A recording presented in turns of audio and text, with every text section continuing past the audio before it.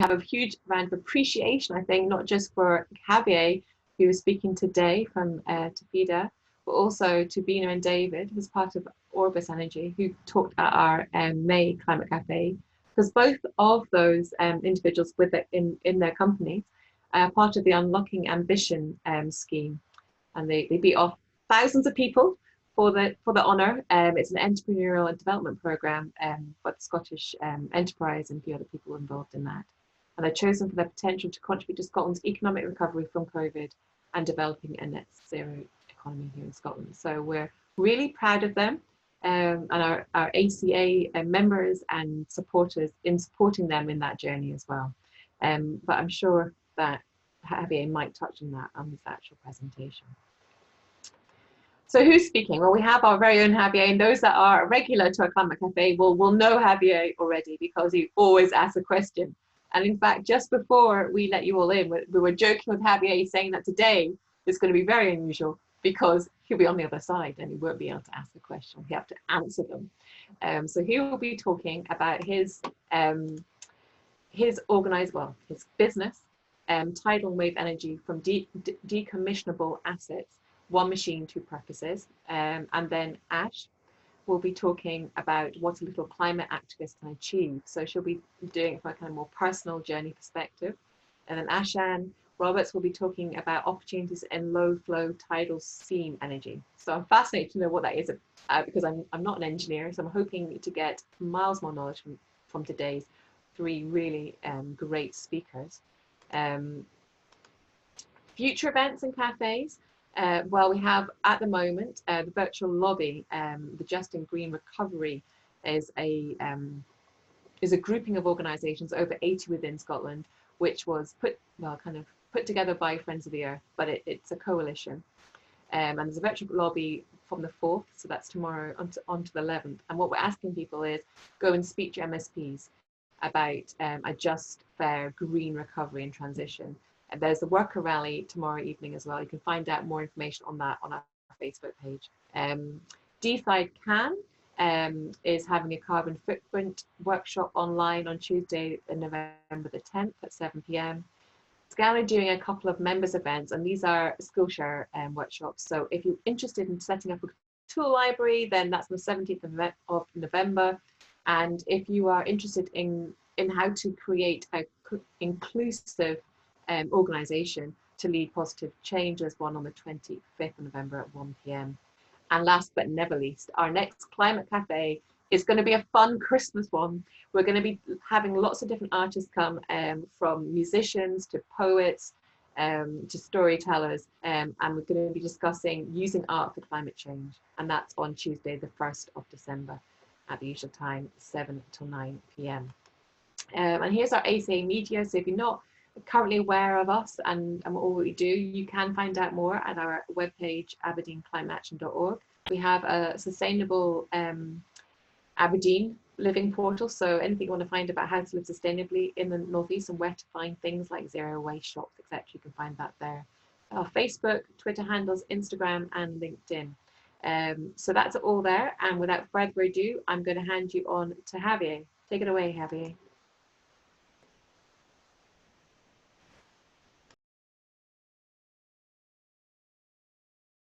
Unmute myself.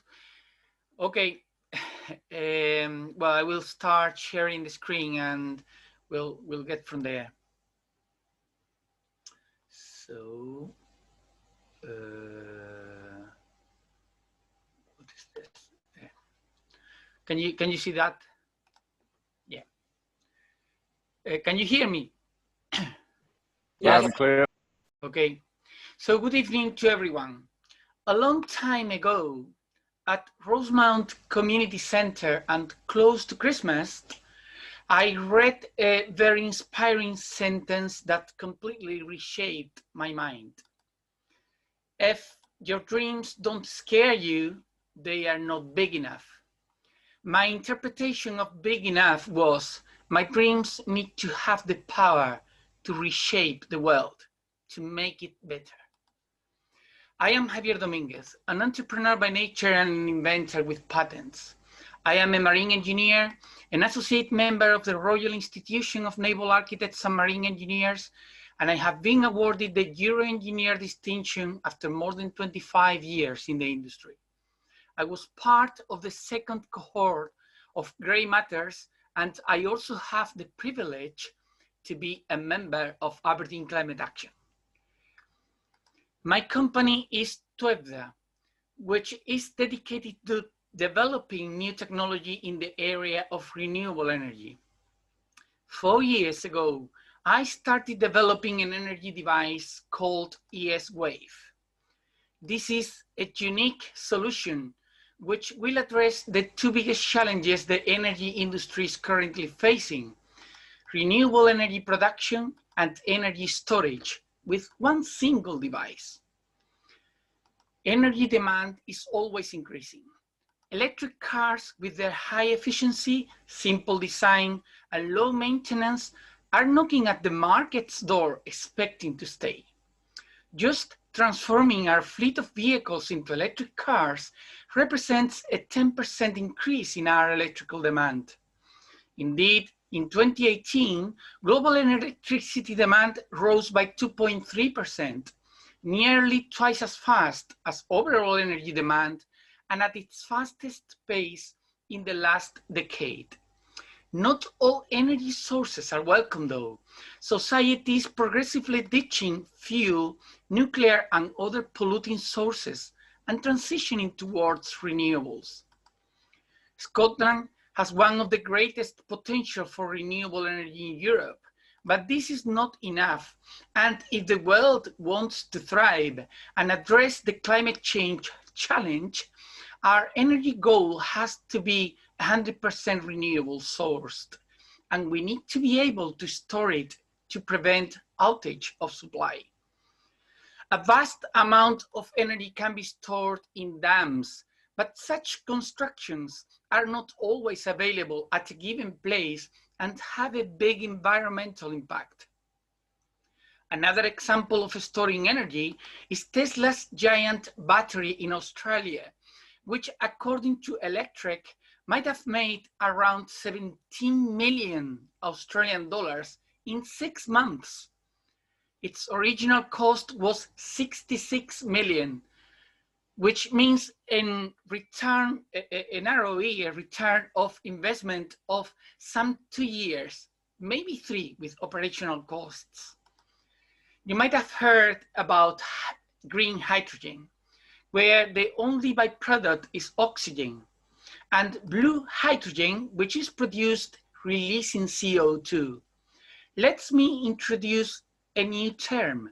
Similarly to hydrogen, we could speak about green and blue storage. Dams using storage in the form of potential energy will clearly be greener than electrochemical storage, which uses heavy rare metals. At this point, it is worth saying that our ES-Wave stores electricity in a green way, but unlike dams, the energy released can be even bigger than the energy absorbed, thanks to the use of the tidal range. So in the figure, the figure shows the ES-Wave floating when the storage absorption starts. At this moment, time is equal to 0 and the tide is high. Absorbing power increasingly, the ES-Wave has left the ocean completely after 185 hours. The tidal range helped to accelerate this. From now on, the device constantly absorbs the highest power in the cycle. After 4 hours, the ES-Wave reaches its highest position. More than 2 megawatt hours have been absorbed and are available to be released when needed. This process was undertaken absorbing about 0.6 megawatt. Let's think that after this moment, we decide to release the energy back to the grid. The first step is to go from 4 to 523 hours, releasing the maximum power, which will go from 0.6 to 1.2, because the time to release the energy is almost half. The power output naturally decreases when the ES wave meets the sea surface.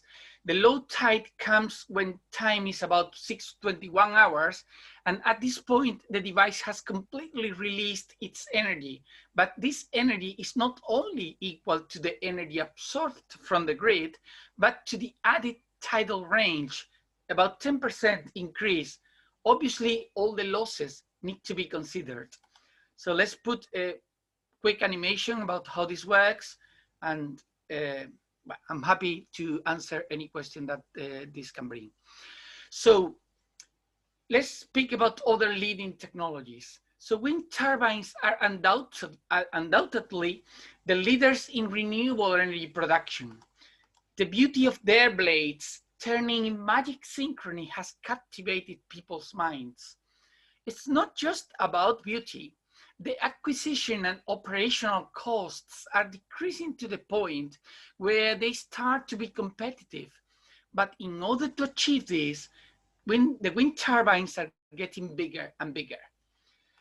In fact, the latest and most avant-garde turbine was meant to be a 260-meter high device called Haliade X by General Electric, which can provide 12 megawatt.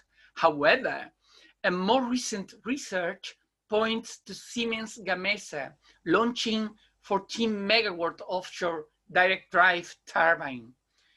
This is amazing, but to install these machines, bigger and bigger ships are required, and they're not cheap, neither economically nor environmentally. Our device can simply be towed by tugboats to its target location. So let's speak about how the industry really works in terms of some terms. So LCOE.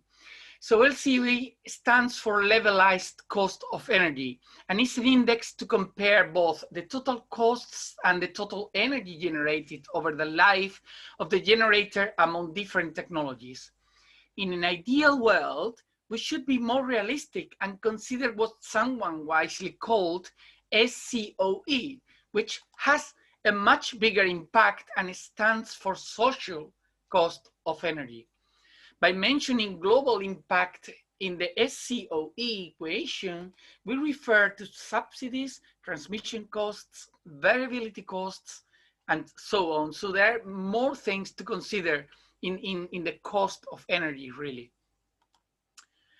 So, because if we don't do that, we could consider, for instance, that throwing away plastic bags costs nothing, because really it will cost probably trillions to clean up the mess that this practice has made, never mind the irreparable environmental impact of it.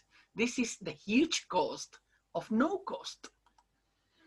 So according to the British government, the current LCOE is over £300 per megawatt hour for wave converters.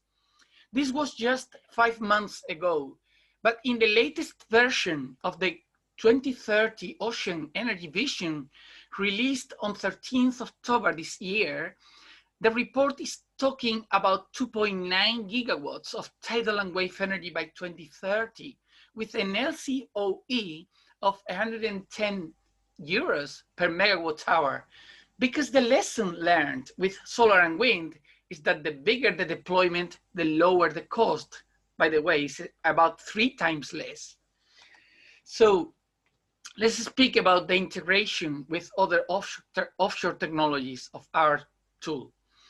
So if the same device can generate or store release energy, a wise integration in a pilot project has the potential to overcome or drastically reduce the intermittency of any renewable energy technology.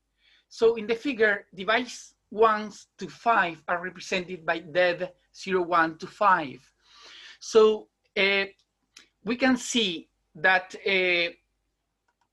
some devices are generating for other devices, others are absorbing energy, some are releasing energy previously absorbed and others are generating for the customer. So same devices, and some of the devices that are generating could be perfectly wind turbines. So let's speak about the technology itself. So the machine currently in development, so this is 16, all right. So the machine currently in development comprises two parts, one that is fixed and one that reciprocates with waves. A quick connection system between the two parts allows the portability of the reciprocating one among several fixed parts. This enables the possibility to provide power during an emergency situation, such as an earthquake or a tsunami, and in conjunction with the ability for the device to be jacked up, secures survivability, provides storage capabilities, and facilitates maintenance operations.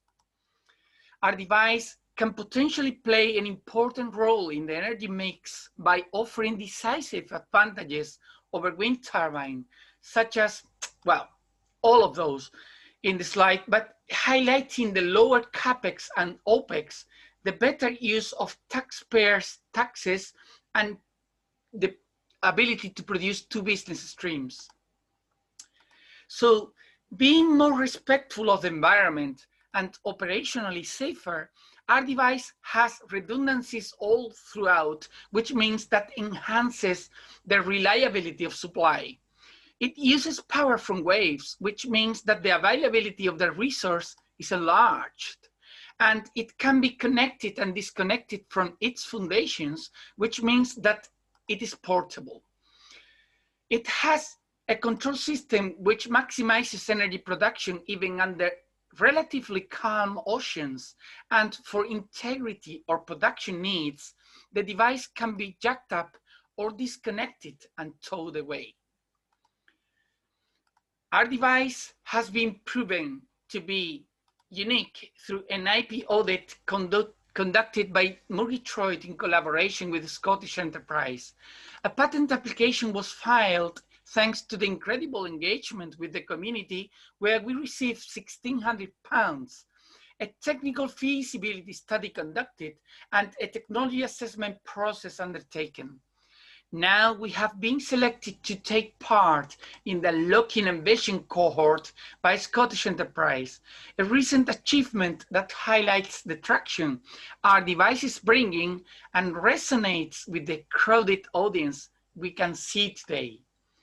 Now we are talking to the industry and academia to build a prototype for proof of concept. Despite the fact that our technology is based on very well-known and proven hydraulic principles, expecting to achieve the model by the end of 2021. The next stages includes a CFD to discern pressures and flows, and a finite element analysis in order to understand the interactions of all the components in our system. And we also need to create a realistic and interactive animation in order to professionally present our project to potential industrial partners. But more importantly, I would like to engage with the audience and offer you guys the possibility to take part of this exciting project. But I also think that the best way to do it is by hearing what you think, by thinking about what's in it for you. I am willing to hear suggestions and look forward to creating links that put this project not only at the forefront of energy generation, but at a hand distance of those who want to be part of it. So ESWave can address the two biggest challenges in the energy market: the challenge to produce energy in a sustainable way, and the challenge to overcome the intermittency of other renewable energy devices by helping stabilize the national grid, producing two business streams. Henry Ford said, "If I asked people what they wanted, they would have said a faster horse." Over to the audience to make connections. Thank you. Thank you. That was brilliant, Javier. And now we're going to listen to Ash.